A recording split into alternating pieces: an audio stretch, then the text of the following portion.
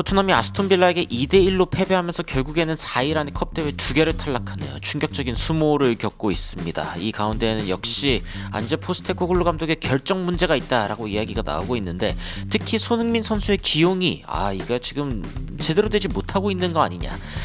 마티아스 텔을 왜 도대체 중앙 공격수로 선발 기용하지 않은 것이냐에 대한 이야기가 쏟아지고 있습니다. 어떤 이야기들인지, 그리고 해외 반응이 현재 어떤지 바로 들어가 보시죠.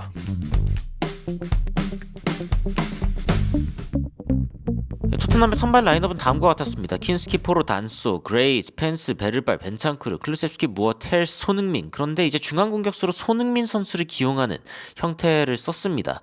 어떤 상황이었는지 이제 경기 주요 장면들을 좀 살펴보면은, 일단 굉장히 어이없는 선제 실점, 토트넘의 실점 장면인데, 빌라가 이제 측면적으로 벌려주는 장면입니다. 공을 벌려준 상태에서 이제 측면 쪽에서 이제 슈팅이 들어갔는데 킨스키 키퍼가 이걸 막으려고 했거든요. 그런데 킨스키 키퍼가 이걸 막지 못하고 손끝에 걸리면서 들어가 버리는 그런 상황이 발생했습니다.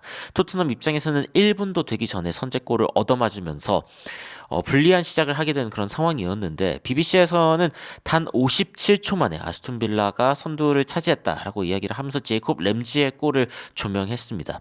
스퍼스 골키퍼 안토닌 킨스키 really should save it. 사실은 이거를 선방을 했어야 됐다라고 이야기를 하면서 킨스키 키퍼의 실수에 가까운 그런 실점이었다고 보도를 했는데요.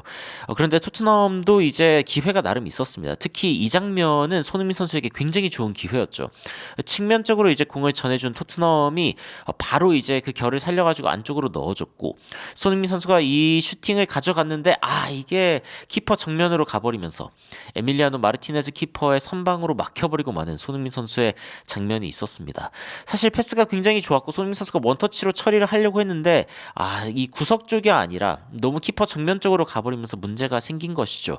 이런 상황에 BBC가 Son should score, 손흥민 선수는 넣었어야 됐는데 라고 이야기를 하면서 마이키 무어가 손흥민 선수에게 패스를 굉장히 잘 줬는데 에밀리아노 마르티네즈가 잘 막았다, 이거는 넣었어야 됐는데 라는 탄식이 나오기도 했죠. 전반전이 딱 끝났을 때 토트넘이 약간 좀 다급함이 없어 보인다 라는 이야기가 BBC에서 나왔습니다. 그러니까 빌라는 점점 공격적으로 잘 해주고 있는데, 근데 토트넘은 생각보다 공을 가지고 있을 때 혹은 공을 갖고 있지 않을 때에도 빠르게 전환을 보여주지 못하고 있다라는 이야기가 나온 것이죠.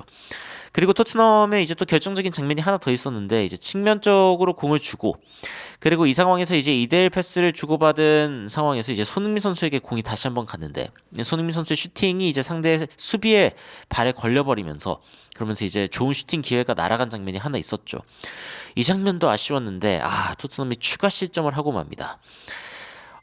말렌과 레온 베일리 그리고 모간 로저스의 합작이었는데, 이제 측면 쪽 이제 레온 베일리 쪽으로 줍니다. 레온 베일리 쪽으로 줬고, 레온 베일리가 이제 안쪽으로 줬는데, 이게 이제 걷어낸다는 게 얼마 걷어내지 못하고 앞쪽에 그냥 떨궈져 버렸습니다. 그래가지고 요 바로 앞에 있던 아스톤 빌라 입장에서는 뭐 잘 차려놓은 밥상 그대로 그냥 떠먹어버리는 그런 상황이 발생하면서 2대0까지 아스톤 빌라가 달아나는 상황이 된 거죠. 이런 상황 가운데 이제 찬트가 들려오는데 Getting sacked in the morning, 아침에 결국 경질될 것이다 라는 이야기가 이제 안제 포스테코글루 감독을 향해서 쏟아지기 시작합니다. 이게 뭐 사실 시즌 중에도 지속적으로 이야기가 나왔던 경질설인데, 이제 브렌트포드와의 2대0 경기 이후 토트넘이 이제 이기지 못하면서, 그리고 2개의 컵 대회를 연달아 탈락하면서, 그러면서 이제 문제가 생기게 된 것이죠. 카라바오 컵도 난리가 났고, FA컵도 탈락했고, 카라바오 컵도 탈락하고, 토트넘이 프리미어리그에서는 14위고, 이런 점들을 보면은 이제 뭐 당장 이 강등권이랑은 또 10점 차이가 나기 때문에 당장 감독을 바꾼다 하더라도 강등까지 될 일은 없거든요. 그래가지고 이런 상황이면 진짜 뭐 경질 가능성이 있지 않겠냐라는 이야기가 BBC에서도 나오기 시작합니다.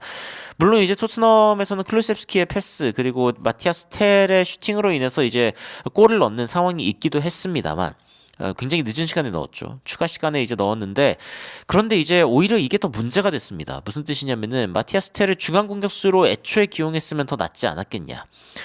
마티아스 텔이 이제 클루셉스키의 크로스를 받아가지고 굉장한 마무리를 보여주기는 했고, 토트넘이 사실은 1점만 더 넣어도 비기니까 이대로 탈락은 면할 수가 있었는데 아하 더 이상 골은 터지지 않고 2대1로 끝나 버렸습니다. 이런 상황 가운데 가장 큰 비판의 목소리는 뭐 여전히 이제 레비 회장에게 쏟아지고 있기는 합니다. 아스톤 빌라가 이제 FA컵 나아가게 되고 4라운드에서 토트넘이 이제 탈락하게 되는데 다니엘 레비랑 애닉의 문제다. 상대팀은 주급이랑 아니면 선수들의 훨씬 더 돈을 많이 쓰고 있는데 심지어 토트넘의 매출 절반도 안 되는 아스톤 빌라였단 말이죠. 그러니까 이제 운영진에 대한 비판이 많이 나오고 있고 3일 안에 2개의 컵에서 날아가는구나. 대단해. 안제 포스테코글루 감독 보내라. 야, 이거는 진짜 충분하다. 우리 시즌 전체를 말아먹고 있다. 몇 주째 이 감독을 경질해야 된다고 이야기를 하고 있는데 우리는 이번 시즌 우리가 컵 팀이어야 되는데 4개 그러니까 4일 만에 2개의 컵에서 날아가지 않았냐. 우리 클럽에서 보내라. 안제 포스테코글루 감독 우리 그만 봐야 될 것 같다.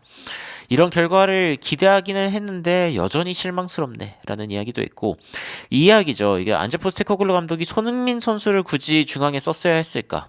텔이 아니라 이 부분은 확실하게 경질의 이유가 된다라고 이야기를 하면서 오히려 마티아스 텔을 초반에 중간에 놓고 손흥민 선수를 아예 주 포지션인 윙어로 뛰게 하는 게 훨씬 더 낫지 않았겠냐라는 이야기도 나오고 있습니다. 아무래도 이제 결과론적일 수 있지만 포스테코글루 감독은 2개의 컵 대회를 연달아 탈락하면서 진짜 경질에 대한 이야기를 피할 수 없게 되는 상황에 가까워지고 있습니다.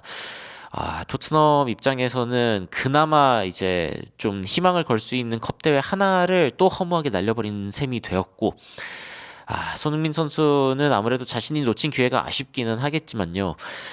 그런데 이게 진짜 팀이 따라주지 않으면 정말 어쩔 수가 없다라는 거를 지속적으로 보게 되는 그런 상황인 것 같습니다. 여러분들은 FA컵 경기를 보시면서 어떤 생각이 드셨는지 굉장히 궁금한데요. 댓글로 의견 남겨주시면 더욱 흥미롭고 재밌고 또 정확한 외신 소식과 해외 반응으로 찾아뵙도록 하겠습니다. 이상 놀라운 논란 미스터 논란이었습니다. 시청해주셔서 감사합니다.